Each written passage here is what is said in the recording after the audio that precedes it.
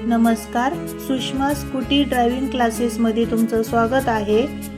पूर्वा मॅडमचा आज तिसरा दिवस आहे। बघू पूर्वा मॅडम आज किती प्रॅक्टिस करते आहे। पूर्वा मॅडमला मी सांगितलंय की पाय टेकवायचा नाही, आज शक्य तेवढे पाय वरती ठेवून गाडी चालवायची। काल मॅडम खूप पायाने ब्रेक करत होत्या। आज त्यांना सांगितले की पाय तुम्हाला शक्यतो हवेत लावून धरायचे।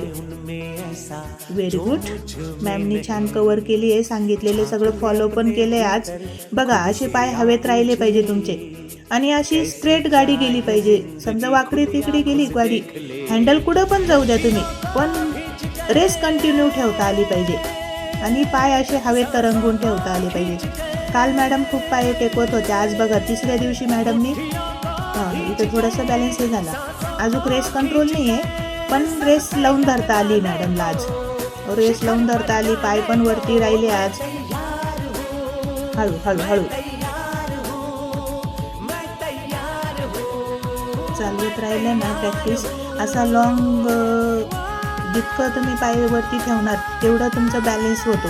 आणि रेस आहे ना जास्त नाही द्यायची, उलट तुम्ही ना रेस कमीवर बॅलन्स करा। जितकी तुम्ही कमी रेसमध्ये बॅलन्स करणार तेवढे तुम्हाला पाय वरती घ्यायला इझी पडतं। सगळे सांगतात रेस द्या आणि लगेच बॅलन्स येतो। रेस दिल्यावर बॅलन्स येतो नक्की, पण जे नवीन असतात शिकणारे त्यांना रेस दिलं आणि तो कंट्रोल नाही झाला तर त्याच्यासाठी आपण रेस देतच नाही। पहिली गोष्ट मी सांगते की स्लो चालवा।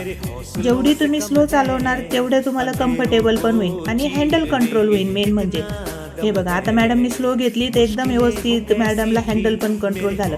पण मॅडमचा रेस वाढला ना तर मग मॅडमला गाडी कंट्रोल नाही होणार। आता थांबवण्याच्या वेळेस बी बघा तुम्ही, मॅडम एकदम व्यवस्थित थांबले आणि टर्न पण होतोय मॅडमचा आज चांगला। पुढे पुढे थोडीशी रेस होऊन जाते गाडी आणि रेस झाली का मग ती कंट्रोलच्या बाहेर जाते। शक्यतो असा बॅलन्स आहे ना कमी रेसमध्ये करायचा। जितकं तुम्ही कमी रेसमध्ये करणार ना तेवढा, इथं पण स्पीड झाली थोडीशी, ठीक आहे। मॅडमला सांगितले हळू, थोडंसं हळू। हे हळू असलं ना तर हँडल तुम्हाला वळवता येतं। स्ट्रेट गाडी स्पीडमध्ये फक्त स्ट्रेट जाते, तुम्हाला समजत नाही की गाडीचं हँडल कोणत्या साईडला घ्यायचं कोणत्या नाही। त्याच्यामुळे स्लो बॅलन्स करणं खूप गरजेचं असतं। अशी प्रॅक्टिस करायची, पाय वरती हवेमध्ये आणि स्लो चालवायची। 5चा स्पीड नाही तर 10चा स्पीड, बस एवढा स्पीड पुष्कळ असतो।